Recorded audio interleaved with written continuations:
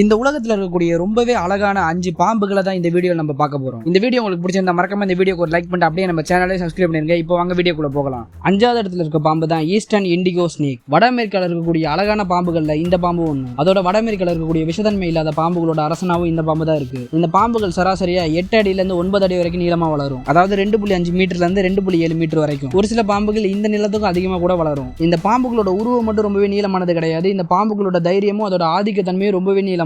ஏன்னு பாத்தீங்கன்னா இந்த பாம்பு இருக்கக்கூடிய இடத்துல எவ்வளவு ஒரு விஷத்தன்மை கொண்ட பாம்பா இருந்தாலும் சரி, இந்த பாம்பு எதிர்த்து வந்துச்சுன்னா கண்டிப்பா இந்த பாம்பு அந்த சண்டையில ஜெயிச்சிடும். இந்த பாம்புகளை பிற விஷத்தன்மை கொண்ட பாம்புகள் தாக்குனுச்சுன்னா இந்த பாம்புக்கு ஒண்ணுமே ஆகாது. இதனால எந்த ஒரு சண்டையா இருந்தாலும் இந்த பாம்பு ரொம்பவே வீரியத்தோட சண்டை போடும். இந்த பாம்பு கிட்ட விஷலாட்டி கூட ரொம்பவே ஆக்ரோஷமா இந்த பாம்பு சண்டை போட்டதுனாலேயே விஷத்தன்மை கொண்ட பாம்புகள் கூட இந்த பாம்பை பார்த்து பயப்படும். இந்த வகையை சேர்ந்த பாம்புகள் பிற இனத்தை சேர்ந்த பாம்புகளையும் தன்னோட இனத்தை சேர்ந்த பாம்புகளை கூட சாப்பிடும். அதோட விஷத்தன்மை கொண்ட பாம்புகளை கூட இந்த பாம்புகள் சாப்பிடும். இந்த மாதிரி பாம்புகளை சாப்பிடக்கூடிய தன்மை இந்த பாம்பு கொண்டிருக்கிறதுனாலேயே இந்த பாம்புகளை கிங் ஆஃப் ஸ்னேக்ஸ் பல இடங்கள்ல அழைக்கிறாங்க. இந்த வீடியோல இந்த பாம்பை பாக்குறது கருப்பு நிறத்துல இருக்கும். ஆனா இந்த பாம்போட பேர்ல இண்டிகோன்னு இருக்கும். பேர் ஏதாவது மாத்தி வச்சிட்டாங்களான்னு பாத்தீங்கன்னா இந்த பாம்போட நிறம் என்னதான் கருப்பு நிறத்துல தோன்றினாலும் வெளிச்சம் படும் போது இந்த பாம்போட தோல் ஊதா நிறத்துல ஒளிரும். இந்த மாதிரி ஊதா நிறத்துல இந்த பாம்பு ஒளிர்றதுனாலயே இந்த பாம்புக்கு இந்த மாதிரி பேர் வந்துச்சு. இந்த மாதிரி வெளிச்சத்துக்கு ஒளிர்றதுனாலயே இயற்கையில இருக்கக்கூடிய அழகான பாம்புகள்ல இந்த பாம்பு ஒண்ணு. பெரும்பாலான விஷம் இல்லாத பாம்புகள் அதோட இரையை பிடிச்சதுக்கு அப்புறமா தன்னோட உடலால அந்த இரையை சுத்தி ரொம்பவே நசுக்கி தான் கொள்ளுமே. ஆனா இந்த பாம்பு அந்த மாதிரி கொள்ளாது. இந்த பாம்பு அதோட இரையை பிடிச்சிருச்சுன்னா பிடிச்ச கொஞ்ச நேரத்திலே அதோட இரையை முழுங்க தொடங்கிடும். அது உயிரோட இருக்கும் போது இந்த பாம்போட வேட்டை முறையே இந்த மாதிரி தான் இருக்கும். அதோட இரையை பிடிச்சதுக்கு அப்புறமா எந்த அளவுக்கு வேகமா அதோட இரையை உண்ண முடியுமோ அந்த அளவுக்கு வேகமா இந்த பாம்பு உண்ணும். இந்த பாம்போட வேட்டை முறையே ரொம்பவே வேகமா இருக்கும். என்னதான் இந்த அளவுக்கு ரொம்பவே கொடூரமா இந்த பாம்பு வேட்டையாடினாலும் இந்த பாம்பு மனுஷங்களை பார்த்தாலே விலகி போறதுக்கு தான் விரும்புமே. பெரும்பாலும் இந்த பாம்புகள் மனுஷங்களை பார்த்தா அந்த இடத்துலயே அந்த பாம்பு இருக்காது. அந்த இடத்த விட்டு ரொம்ப தூரத்துக்கு போயிடும். ரொம்பவே அரிதா தான் இந்த பாம்புகள் மனுஷங்களே தாக்கும். அப்படி தாக்குனாலும் இந்த பாம்பு கிட்ட விஷயம் இல்லாதனால மனுஷங்களுக்கு அந்த அளவுக்கு பெரிய பிரச்சனை எல்லாம் வராது. ஆனா காயப்பட்ட இடத்துல வலி மட்டும் இருக்கும். மற்றபடி உயிருக்கு ஆபத்தெல்லாம் நேராது. இந்த ஈஸ்டர்ன் இண்டிகோ பாம்பு ரொம்பவே ஒரு வினோதமான ஒரு பாம்பு. ஏன்னா ஒரு பாம்பு எப்படி வாழும்? ஏதாவது ஒரு மரக்கிளை இல்லைன்னா ஏதாவது கற்கள் இருக்கக்கூடிய இடம், அப்புறம் பொந்துகள், இந்த மாதிரியான இடத்துல தானே பாம்புகள் வாழும். இந்த பாம்பு அதே மாதிரி தான் வாழும். ஆனா பிற பாம்புகள் கிட்ட இல்லாத ஒரு விஷயம் இந்த பாம்பு கிட்ட இருக்கு. இந்த பாம்பு ஒரு இடத்துல வாழ்ந்துச்சுன்னா அந்த பாம்பு வாழக்கூடிய இடத்தை சுத்தி இருக்கக்கூடிய பல ஏக்கர் இந்த பாம்புக்கு சொந்தமான இடமா தான் இருக்குமே.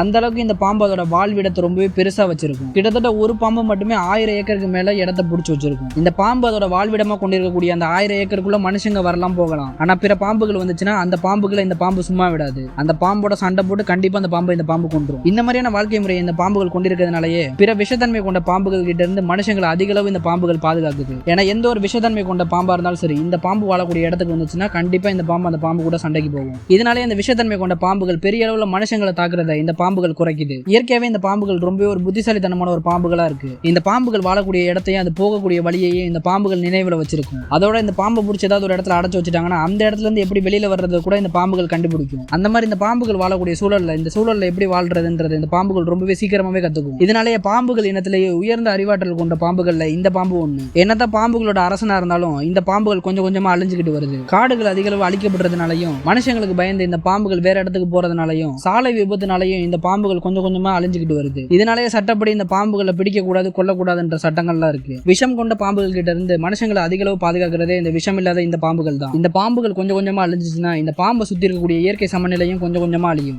4வது இடத்துல இருக்க பாம்பு தான் கிரீன் ட்ரீ பைத்தான். உலகத்துல இருக்கக்கூடிய அழகான பாம்புகள்ல இந்த பாம்பு 4வது இடத்தை பிடிக்குது. இந்த பாம்புகளுக்கு விஷம் இல்லாதனாலேயே இந்த பாம்புகளோட வேட்டை முறை ரொம்பவே கொடூரமா இருக்கும். இந்த பாம்புகளோட கண்ணுக்கு அதோட இரை பட்டுருச்சுன்னா அந்த இரையை ரொம்பவே வேகமா இந்த பாம்புகள் தாக்கும். அதோட பிடிப்பட்ட இரையை ரொம்பவே இறுக்கமா பிடிச்சு அந்த இரையால மூச்சு விட முடியாத அளவுக்கு இந்த பாம்புகள் நசுக்கும். எந்த அளவுக்கு நசுக்கும்னு பாத்தீங்கன்னா அந்த இரையோட எலும்புகளே நொறுங்குற அளவுக்கு இந்த பாம்புகள் நசுக்கும். அந்த அழுத்தத்திலேயே அந்த இரை இறந்ததுக்கு அப்புறமா இந்த பாம்புகள் அந்த இரையை முழுசா விழுங்கும். என்னதான் விஷயம் இல்லைனாலும் இந்த வேட்டை முறையினாலேயே இந்த பாம்புகளை பார்த்து பல உயிரினங்கள் பயப்படுது. இந்த பாம்புகளை நீங்க பெரும்பாலும் நிறைய வீடியோக்களை பார்த்திருக்கலாம். அப்படி பார்க்கும்போது பெரும்பாலான வீடியோக்கள்ல இந்த பாம்புகள் பச்சை நிறத்துல தான் இருக்கும். இந்த பாம்புகளோட பொதுவான நிறம்ன்றது இந்த பச்சை நிறம் தான். ஆனா பிறப்புல இருந்து இந்த பச்சை நிறம்ன்றது இந்த பாம்புக்கு வர்றது கிடையாது. இந்த பாம்புகளோட குட்டிகள் பிறக்கும் போது மஞ்சள் நிறத்திலையும் சிகப்பு நிறத்திலையும் தான் காணப்படுமே. பிறந்த குட்டிகள் 6 மாசத்துல இருந்து 1 மாசம் கழிச்சு தான் கொஞ்சம் கொஞ்சமா பச்சை நிறத்துக்கே மாறும். அதுக்கு முன்னாடி வரைக்குமே இந்த குட்டிகள் மஞ்சள் சிகப்பு நிறத்துல தான் காணப்படுமே. இந்த மாதிரி நிறம் மாறுறதுனாலயே இந்த பாம்புகள் ரொம்பவே ஒரு வினோதமான பாம்புகளா இருக்கு. இந்த பாம்புகளோட வால் ரொம்பவே வலிமையானது. இந்த பாம்போட வால் ஒரு கிளையை சுத்திருச்சுன்னா இந்த பாம்போட முழு எடையை கூட அந்த வாளால தாங்க முடியும்.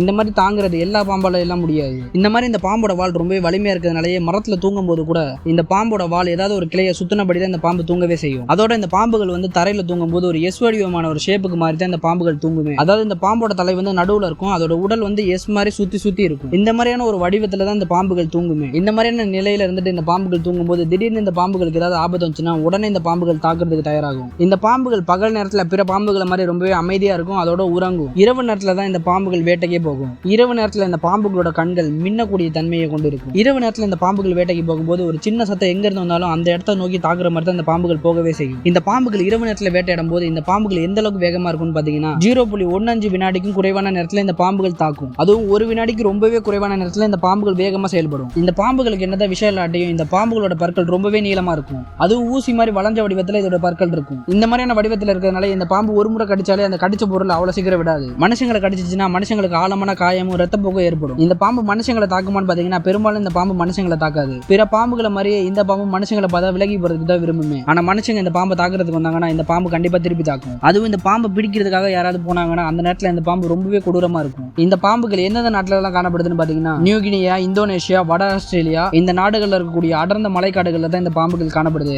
அதுவும் குறிப்பா இந்த மலைக்காடுகள்ல இருக்கக்கூடிய மரங்கள்ல தான் இந்த பாம்புகள் வாழுது. ஒரு மரத்துல இருக்கக்கூடிய ஒரு கிளையில ஒரு பாம்பு 1 மணி நேரத்துக்கு மேலயுமே அசையாம அதே இடத்துல இருக்கும். ஏதாவது ஆபத்து வந்தா ஏதாவது இறை வந்தா மட்டும் தான் அந்த பாம்பு அந்த இடத்த விட்டே நகரும். மற்றபடி அமைதியா அதே இடத்துல தான் அந்த பாம்பு இருக்குமே. இந்த பாம்புக்கு அதோட சக்தியை வீணடிக்கிறது சுத்தமா பிடிக்காது. இதனாலே இந்த பாம்பு ரொம்பவே அமைதியா இருக்கும். ஆனா வேட்டைன்னு வந்துருச்சுன்னா இந்த பாம்பு ரொம்பவே வேகமா இருக்கும். எலிகள் அதிகரிக்கிறத இந்த பாம்பு தான் அதிக அளவு கட்டுப்படுத்துது. அதோட ரொம்பவே சின்ன சின்ன விலங்குகளோட எண்ணிக்கையை இந்த பாம்பு கட்டுப்படுத்துது. இதனாலேயே காடுகளோட சமநிலையை உறுதிப்படுத்துறதுல இந்த பாம்பு ஒரு முக்கிய இடத்துல இருக்குது. இந்த பாம்பு அழகான பாம்பு மட்டும் இல்ல, இயற்கை சங்கிலியை ஒழுங்கா வச்சிருக்கக்கூடிய பாம்பு தான். 3வது இடத்துல இருக்க பாம்பு தான் கோரல் ஸ்னேக். உலகத்துல இருக்கக்கூடிய அழகான பாம்புகள்ல இந்த பாம்பு ஒண்ணு. ஆனா இந்த பாம்புக்கு ரொம்பவே கொடிய விஷத்தன்மையே இருக்கு. இந்த பாம்போட விஷத்துல நியூரோடாக்சிக் வெனம் இருக்கிறதுனாலயே இந்த பாம்பு ஒரு மனுஷனை கடிச்சிச்சுன்னா நேரடியா அந்த மனுஷனோட நரம்பு மண்டலத்தையே பாதிக்கும். கடிச்ச கொஞ்ச நேரத்திலேயே அதிகப்படியான வலியெல்லாம் இருக்காது. ஆனா கடிப்பட்ட மனுஷனுக்கு சில மணி நேரத்திலேயே கொஞ்சம் கொஞ்சமா பேச முடியாம போகும். அதோட மூச்சு திணறல் அதிகமாகும், தசைகள் இயங்காம போகும். முறையான சிகிச்சை மட்டும் கிடைக்கலன்னா மரணம் ஏற்படுறதுக்கான அதிகப்படியான வாய்ப்புகள் இருக்கு. இந்த பாம்புகள் அதிக அளவு உலக புகழ் பெற்றது காரணமே இந்த பாம்புகளோட நிறம் தான். இந்த பாம்புகள் சிகப்பு, கருப்பு, மஞ்சள் நிறம் கலந்த மாதிரி காணப்படும். சில வகையான பாம்புகள் சிகப்பு, கருப்பு, வெள்ளை நிறம் கலந்த மாதிரி காணப்படும். இந்த மாதிரியான நிறங்கள்ல இந்த பாம்புகள் காணப்படுறதுனாலேயே உலக அளவுல இந்த பாம்புகள் புகழ் பெற்றதா இருக்கு. இந்த பாம்புகள் பெரும்பாலான நேரம் அமைதியா தான் இருக்கும். இந்த பாம்புகள் தேடி வந்து மனுஷங்களை எல்லாம் கடிக்காது. மனுஷங்க இந்த பாம்பு ஏதாவது பண்ணிருவாங்கன்னு அந்த பாம்பு உணர்ந்தா மட்டும்தான் இந்த பாம்புகள் மனுஷங்களை கடிக்கவே செய்யும். மற்றபடி மனுஷங்களை பார்த்தாலே இந்த பாம்பு அந்த இடத்த விட்டு தப்பிச்சு போகிறதுக்கு தான் விரும்புமே. பெரும்பாலும் இந்த பாம்புகள் மனுஷங்களை கடிக்கிறது காரணமே இந்த பாம்பை மனுஷங்க பிடிக்கிறதுக்கு முயற்சி பண்ணும் போதும் தெரியாம கால் தவறி இந்த பாம்பை மிதிச்சாதான் இந்த பாம்புகள் கடிக்கவே செய்யுது. இந்த பாம்புகளுக்கு கோப்ரா வைப்பர் மாதிரி ரொம்பவே பெரிய பற்கள்லாம் கிடையாது. இதனால இந்த பாம்பு ஒருத்தரை கடிச்சிருச்சுன்னா ரொம்பவே இறுக்கமா அவங்களை கடிச்சு ஒரு கடியிலேயே அதோட பல் மூலமா பலமுறை விஷத்தை செலுத்தும். இந்த மாதிரியான முறையில இந்த பாம்புகள் விஷத்தை செலுத்துறதுனாலயே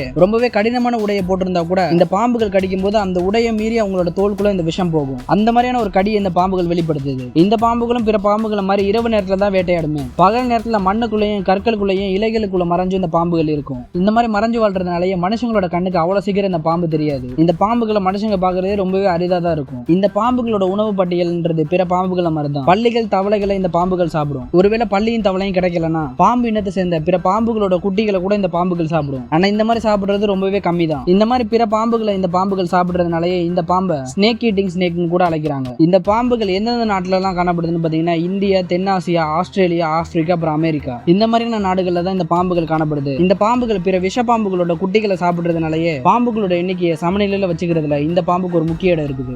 2வது இடத்துல இருக்கிற பாம்பு தான் ப்ளூ மலையன் பிட் வைப்பர். உலகத்துல இருக்கக்கூடிய அழகான பாம்புகள்ல இந்த பாம்பு ஒண்ணு. அதே மாதிரி உலகத்துல இருக்கக்கூடிய ஆபத்தான பாம்புகள்ல இந்த பாம்பு ஒண்ணு. இந்த மாதிரி 2 தனி சிறப்பம்சத்தை இந்த பாம்பு கொண்டு இருக்கு. இந்த பாம்புகளை பிற பாம்புகள்ல இருந்து தனிமைப்படுத்தி காட்டுறதே இந்த பாம்போட நிறம் தான். இந்த பாம்புகள் பெரும்பாலும் நீல நிறத்திலையும் பச்சை நிறத்திலையும் காணப்படும். என்னதான் இந்த பாம்புகள் பாக்குறதுக்கு ரொம்பவே அழகா இருந்தாலும் இந்த பாம்புகள் கொடிய விஷத்தன்மை கொண்ட பாம்புகளா இருக்கு. இந்த பாம்புகள் இந்தோனேஷியாவிலையும் சவுத் ஈஸ்ட் ஏசியாவிலையும் அதிக அளவு காணப்படுது. இந்த பாம்புகள் வாழக்கூடிய சூழல் எந்தெந்த இடங்கள்லாம் இருக்குன்னு பாத்தீங்கன்னா மலைக்காடுகள், அடர்ந்த பசுமையான காடுகள், தேயிலை தோட்டங்கள், அப்புறம் கிராமப்புற வீடுகள் இந்த மாதிரியான இடத்துல தான் இந்த பாம்புகள் வாழ்றதுக்கான சூழல் இருக்கு. ஒரு சில பாம்புகள் மட்டும் மரத்திலையும் வாழும். இந்த பாம்பு இனத்துல ஆண்கள் எல்லாமே நீல நிறத்துல காணப்படும். அதுவே பெண்கள்ல ஒரு சில பாம்புகள் மட்டும் நீல நிறத்துல காணப்படும். ஆனா பெரும்பாலான பெண் பாம்புகள் பச்சை நிறத்துல தான் காணப்படுமே. இந்த பாம்புகளோட நீளம் எவ்வளவு இருக்குன்னு பாத்தீங்கன்னா 60 சென்டிமீட்டர்ல இருந்து 90 சென்டிமீட்டர் வரைக்கும் தான் இந்த பாம்புகள் இருக்குமே. ஆனா ஒரு சில பாம்புகள் மட்டும் 1 மீட்டர் நீளம் வரைக்கும் கூட வளரும். இந்த பாம்புகள்ல ஆண்களை விட பெண்கள் கொஞ்சம் பெருசா இருக்கும். உலகத்துல இருக்கக்கூடிய விஷத்தன்மை கொண்ட பாம்புகள்ல இந்த பாம்பு ஒண்ணுன்னு சொல்லியிருந்தேன். இந்த பாம்புகள் கடிச்சிச்சுன்னா அந்த இடத்துல அதிகப்படியான வலி இருக்கும். அதோட கடிப்பட்ட இடத்துல அதிகப்படியான ரத்த போக்கும் இருக்கும். முறையான சிகிச்சை மட்டும் கிடைக்கலன்னா உயிர் இழக்கிறதுக்கான வாய்ப்பு அதிக அளவு இருக்கு. இந்த பாம்புகளோட உணவு என்னன்னு பாத்தீங்கன்னா எலி, பல்லி, தவளை, சிறிய பறவைகள் தான்.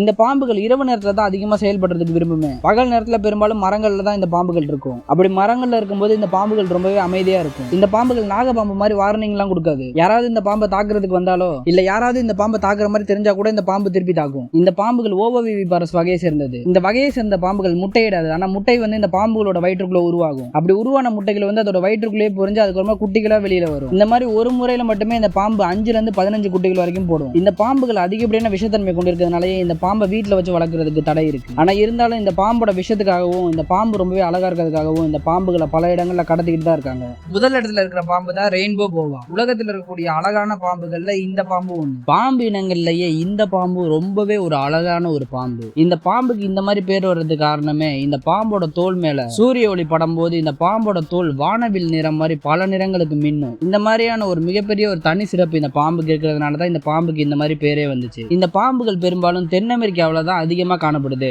அதுவும் குறிப்பா பிரேசில், கொலம்பியா, பெரு, வெனிசுலா போன்ற பகுதிகளில் தான் இந்த பாம்புகள் அதிகமா காணப்படுது. இந்த பாம்புகள் பெரும்பாலும் மலைக்காடுகள், ஈரப்பதமான அடர்ந்த காடுகள், ஆற்று படுக்கைகள், ஏரிகளோட அருகில, அதுக்கப்புறமா சதுப்பு நிலங்கள், இந்த மாதிரியான இடம் தான் இந்த பாம்புக்கு ஏத்த இடமாவே இருக்குது. அதோட ஈரப்பதம் அதிகமா இருக்கக்கூடிய இடத்துல கூட இந்த பாம்புகள் வாழும். இந்த பாம்புகள் பெரும்பாலும் செம்மண் நிறத்திலையும், ஆரஞ்சு நிறத்திலையும், கருப்பு நிறத்திலையும் காணப்படும். இந்த பாம்பு இனத்திலேயே ஒரு சில பாம்புகள் மட்டும் நீலம், பச்சை நிறத்துல கூட காணப்படும். என்னதான் இந்த பாம்புகளோட உடல்ல பல நிறம் தெரிஞ்சாலும் உண்மையிலே அந்த நிறம்லாம் இந்த பாம்போட நிறம் கிடையாது. ஒளி இந்த பாம்போட தோல்ல படும்போது அது இந்த மாதிரி சிதறடிக்கப்பட்டு பல நிறங்களுக்கு தெரியுது. ஆனா ஒரு தனிப்பட்ட பாம்பு ஒரே ஒரு நிறத்துல மட்டும் தான் காணப்படும். இந்த பாம்புகள் சராசரியா 5 அடி நீளத்துல இருந்து 6 அடி நீளம் வரைக்கும் காணப்படும். சில நேரங்கள்ல 7 அடி வரைக்கும் கூட இந்த பாம்புகள் காணப்படும். பெரும்பாலும் இந்த பாம்புகள் 3 ல இருந்து 5 கிலோ எடை கொண்டதா இருக்கும். அதோட இந்த பாம்புகள் இனத்துல ஆண்களோட ஒப்பிடும் போது பெண்கள் தான் ரொம்பவே பெருசா இருக்கும். இந்த பாம்பு இனத்துல ஆண்கள் ரொம்பவே சின்னதா தான் இருக்கும். இந்த பாம்புகள் பெரும்பாலும் எதெல்லாம் உணவா உண்ணுன்னு பாத்தீங்கன்னா பெரும்பாலான பாம்புகள் உண்ணக்கூடிய எலிகள், சிறிய முயல்கள், அப்புறம் பறவைகள், பல்லி இனங்களை தான் இந்த பாம்புகள் அதிகமாவே உண்ணுது. இந்த உயிரினங்கள் கிடைக்காத நேரத்துல தவளைகளையும் இந்த பாம்புகள் உண்ணும். இந்த பாம்புகள் பிற பாம்புகளை மாதிரி அதோட இரையை பிடிச்சு அந்த இரையை மூச்சு விட முடியாத அளவுக்கு நசுக்கி கொண்டு அதுக்கப்புறமா அதை சாப்பிடும். எதனால இந்த பாம்புகள் இந்த மாதிரியான முறையில வேட்டையாடுதுன்னு பாத்தீங்கன்னா இந்த பாம்புகளுக்கு விஷம் கிடையாது. விஷம் இல்லாதனாலே விஷ பற்களும் இந்த பாம்புகளுக்கு கிடையாது. இதனாலேயே இந்த பாம்புகள் எந்த ஒரு உயிரினத்தை கடிச்சாலும் அந்த கடிச்ச இடத்துல வலி மட்டும் தான் இருக்குமே தவிர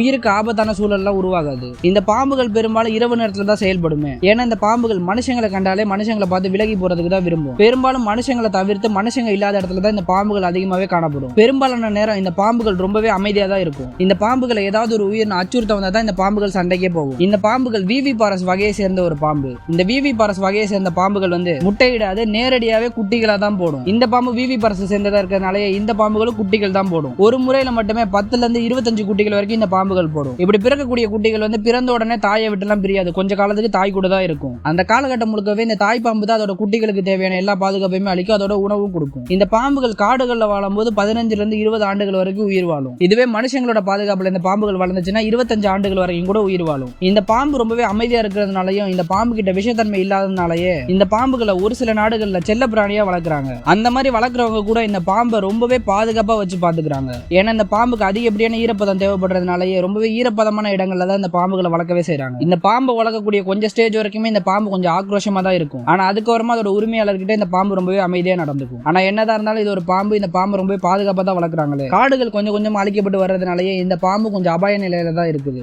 அதோட இந்த பாம்பை பல பேர் வளர்க்கறதுனாலே இந்த பாம்பை சட்டவிரோதமா பல நாடுகளுக்கு கடத்துறாங்க. இந்த பாம்பை எந்தெந்த நாட்டுல எல்லாம் செல்ல பிராணியா வளர்க்குறாங்கன்னு பாத்தீங்கன்னா கனடா, ஜெர்மனி, ஜப்பான், நெதர்லாந்து, அப்புறம் யுனைடெட் கிங்டம், இந்த நாடுகள்ல தான் இந்த பாம்பை செல்ல பிராணியாவே வளர்க்குறாங்க. ஆனா இந்தியாவில் இந்த பாம்பை வளர்க்கறதுக்கு தடை இருக்கு. இந்த பாம்பை இந்தியாவில் செல்ல பிராணியா வளர்க்க கூடாது. அப்படி வளர்க்குறவங்களுக்கு அபராதம் போடுவாங்க, சிறை தண்டனையும் கொடுப்பாங்க. அதோட அந்த பாம்பையும் பறிமுதல் செய்வாங்க. இந்த வீடியோ உங்களுக்கு பிடிச்சிருந்தா மறக்காம இந்த வீடியோக்கு ஒரு லைக் பண்ணிட்டு அப்படியே நம்ம சேனலை சப்ஸ்கிரைப் பண்ணிருங்க.